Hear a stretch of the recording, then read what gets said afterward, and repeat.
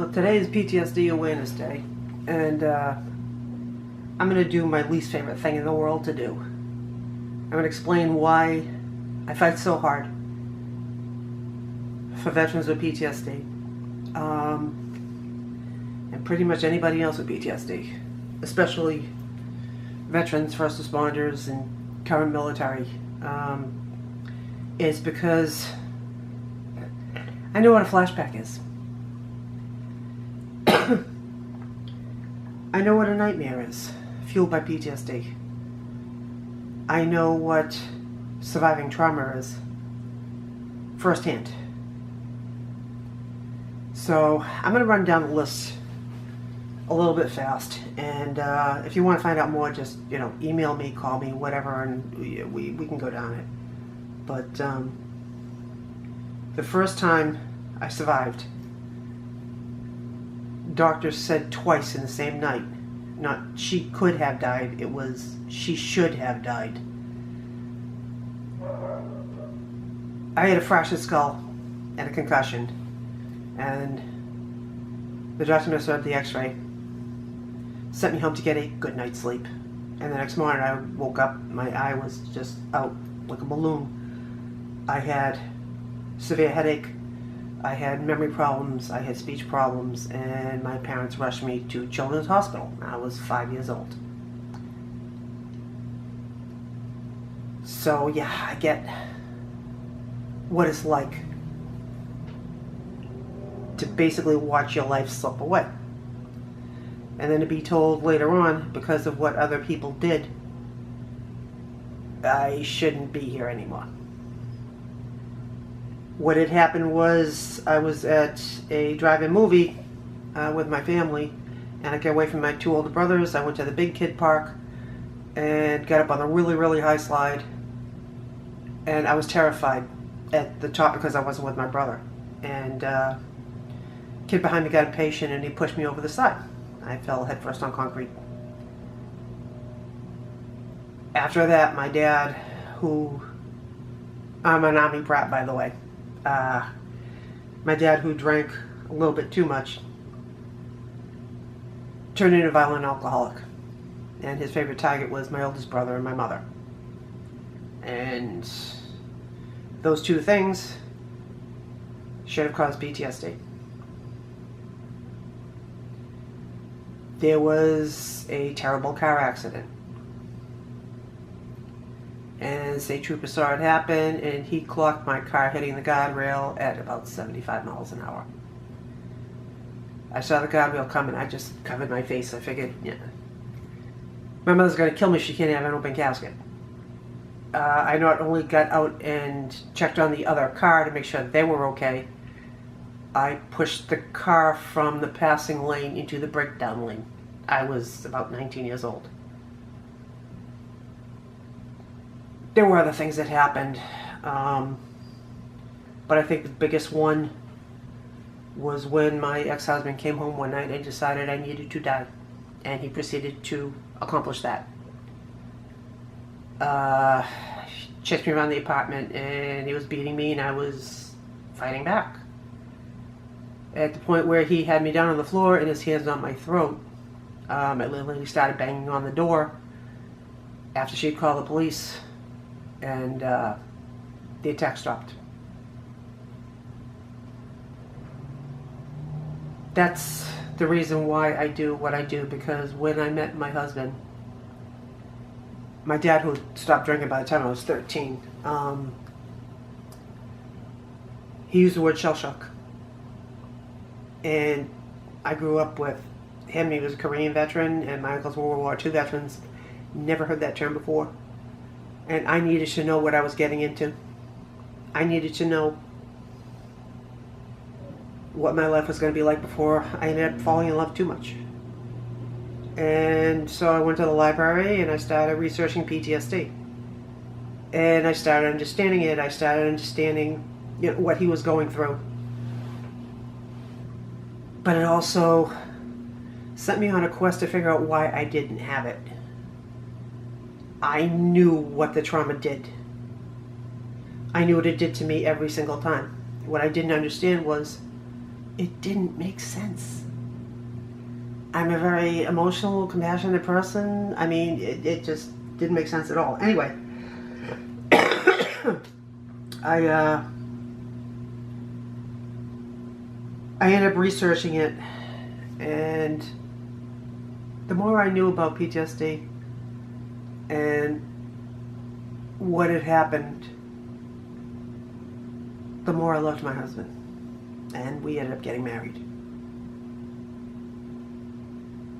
And after we got married, I miscarried twins, and I hemorrhaged, and he saw most of it. His mild PTSD went into PTSD on steroids, and I kind of lost him that night. I lost my dad when I was 28, and soon after I found out I was pregnant.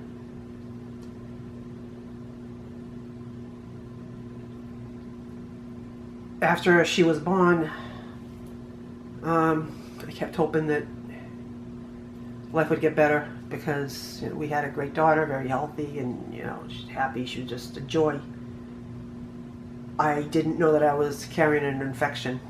I ended up septic, and he came home from work, and he saved my life. He got me to the hospital.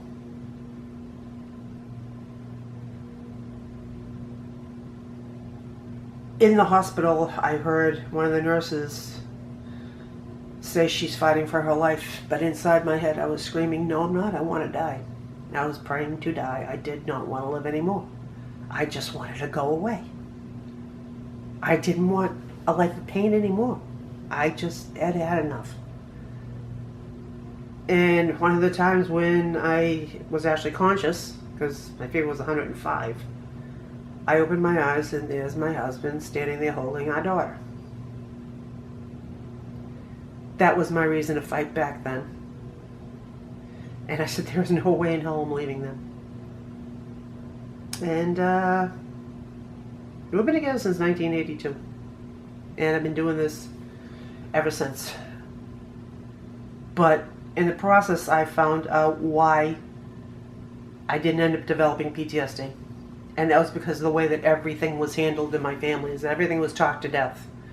That golden month. All the things that surviving that trauma did each time it happened started fading away. And I just fought back and took control. So yes, I get it. I understand. But I also understand what it's like when people don't have that. They don't have someone to talk to right away. They don't have somebody to bring it into the safe normalcy that everybody else is going through. I mean, sure, everybody's got problems, but not everybody has survived something that should have killed them. Witnessing something. When I think of police and firefighters and veterans and current military, not only going through an experience like that once or twice, but going through those experiences and then turning around and being willing to face them all over again for the sake of somebody else. Somebody like me. I mean, you got doctors and nurses, and the things that they are willing to put themselves through for the sake of everybody else is just it's mind-blowing. And I think that's the worst thing about all of this, is that for all the talk about PTSD, you really don't hear what you need to hear. And that is, you can fight to take your life back. It doesn't have to win. It's about time you guys got that message. I know what it's like to have paranoia start taking over and you think everybody's out to get you. I know what it's like to have thoughts just banging in your head. On one hand, you think you deserved what happened, and at the same time, you think you didn't deserve it. What it's like to feel like people are out to get you. I also know what it's like to have, being self-conscious of your speech. Yeah, TBI. Yeah, that's another one. TBI can mess up your speech. It can mess up a whole lot of things. And to this day, aside from the Massachusetts accent anyway, I have speech problems. Doing this, talking, and knowing it's going up on video is extremely hard for me, but I know it's worth it. It's worth it for that one person that needs to hear it.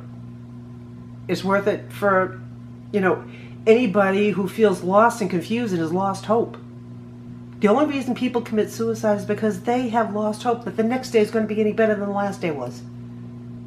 But if you've got somebody to talk to, if you have, a family member that is willing to sit there and listen to you, I mean, peer support works best, but it depends on what kind of peer support that is. If you've all been through the same thing, not the same event, but the same type, that's peer support. They get it. They understand. So, veterans need to be with veterans, and police officers need to be with police officers. Firefighters need to be with firefighters. Doctors need to be with doctors. Nurses need, the whole gambit. But in 2008, I trained, aside from all the years of research and living with it and experiencing it firsthand, I trained to be able to help first responders in crisis intervention.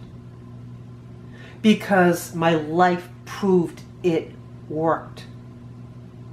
My parents did it accidentally. But life gets better. It doesn't matter how long you've gone through just keeping it buried and trapped inside of you and just suffering and feeling like you can't tell anybody because no one will understand it. There's something wrong with you because you have it. Damn it, you survived it. You are a survivor. The second it stopped happening, you survived it. And I can assure you, common human conditions, it was harder to survive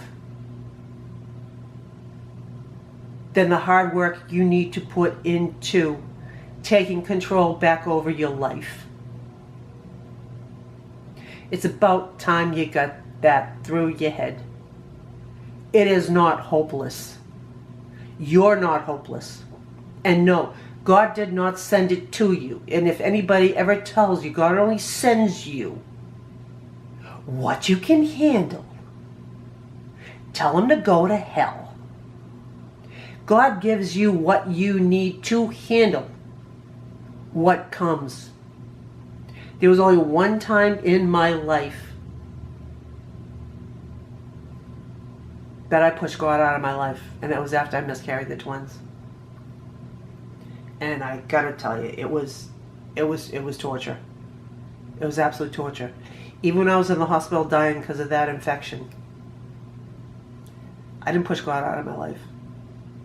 I was praying for Him to take me so I could go be with Him. Yeah, I know, it makes a lot of sense. Instead of being with my daughter and being with my husband, I wanted to leave. So that's why, I get what losing hope is. But I can tell you on the other side, life is a whole lot brighter.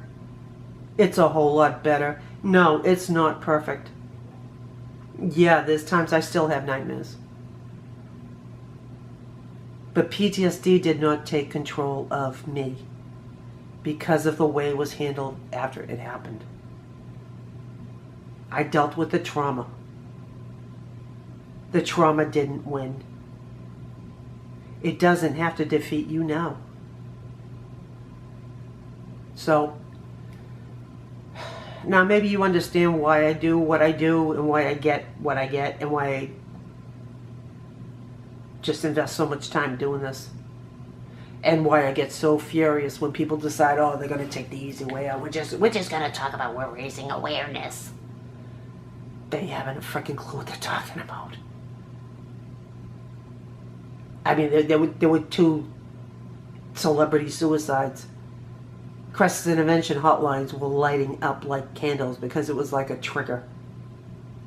Isn't it a whole lot better to talk about on the flip side after you survive something? I think it is. That's why I started PTSD Patrol. I think it's about time that everybody got the message that nothing has to defeat you now. You beat it. You survived it. Kick the shit out of it now and get it out of your life. Take control of your life just like you take control of your vehicle. You're the driver of your life, not it. So, I know it's kind of a long video, but I think it was time I said all that, and then you might get why I do what I do. But you're worth it. See you Sunday.